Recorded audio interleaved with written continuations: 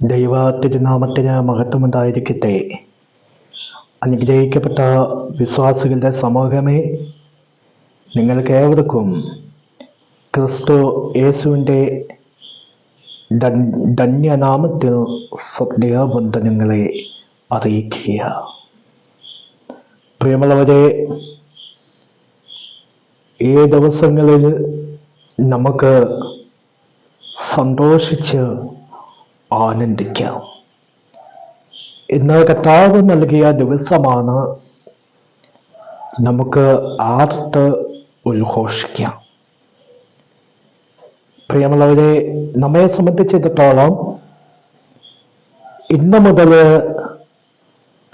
നമ്മൾ ഓരോരുത്തരും 8 നോയമ്പ് പെരുന്നാളിലേക്ക് നാം കടന്നിരിക്കുക.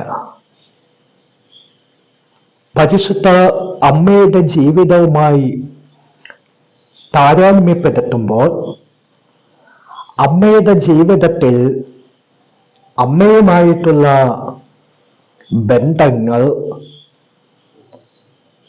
ഓരോ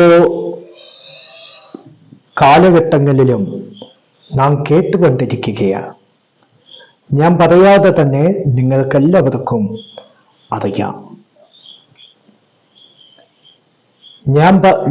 ഞാൻ തന്നെ വഴിയും സത്യവും ജീവനുമാകുന്നു.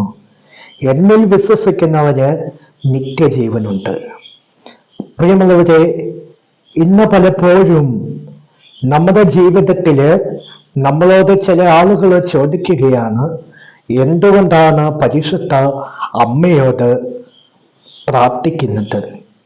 എന്തിനാണ് നമ്മൾ മാതാവിനോട് നമ്മൾ മധ്യസ്ഥത കഴിക്കുന്നത്?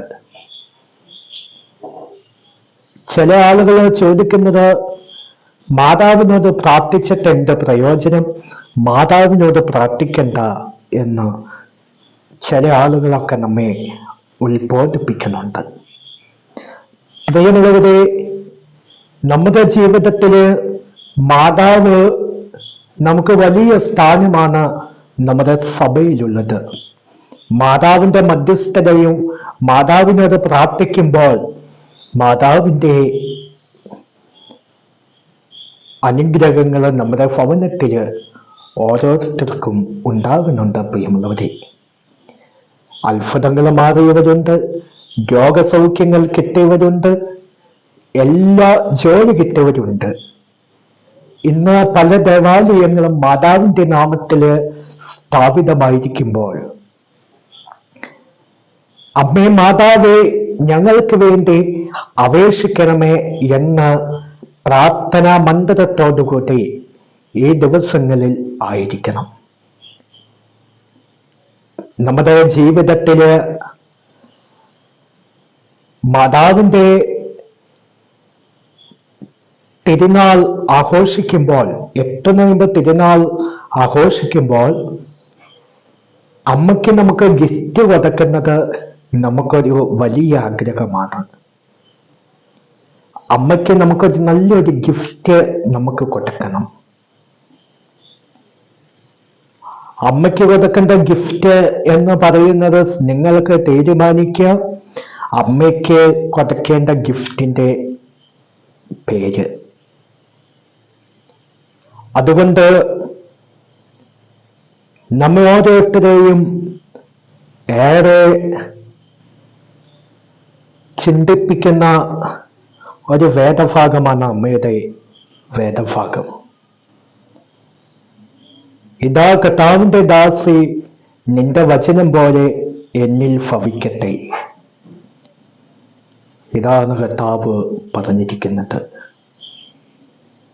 അമ്മയുടെ ജീവിതത്തിൽ നമ്മെ ഓരോരുത്തരെയും ഒരുപാട് ചിന്തിപ്പിക്കുന്ന ഒരേ ഒരു ഉത്തരമേ ഉള്ളൂ.